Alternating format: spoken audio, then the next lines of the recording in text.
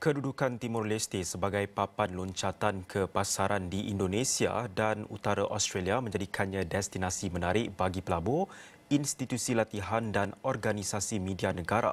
Menurut Duta Besar Malaysia ke Timor Leste, Datuk Amarjit Singh, peluang pelaburan sudah pun terbuka dengan kerajaan mengutamakan lebuh raya, jalan raya dan kemudahan petrokimia di pesisir pantai bahagian selatan negara itu. Amarjit berkata institusi latihan perkhidmatan awam Malaysia dan pemain sektor swasta juga boleh menyokong pembaharuan sektor awam dan latihan bahasa Inggeris yang sangat diperlukan di negara itu. Mengenai perdagangan, beliau berkata produk Malaysia boleh didapati secara meluas di ibu kota Timor Leste.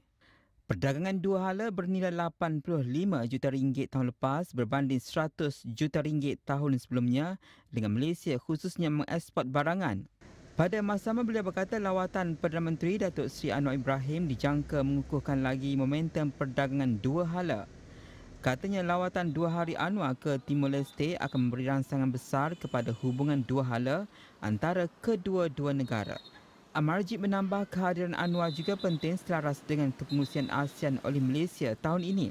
Pada sidang kemuncak ASEAN ke-46, pemimpin bersetuju untuk menerima negara itu sebagai anggota ke-11. Blok tersebut menjalani sidang kemuncak ASEAN ke-47 di Kuala Lumpur pada Oktober 2025.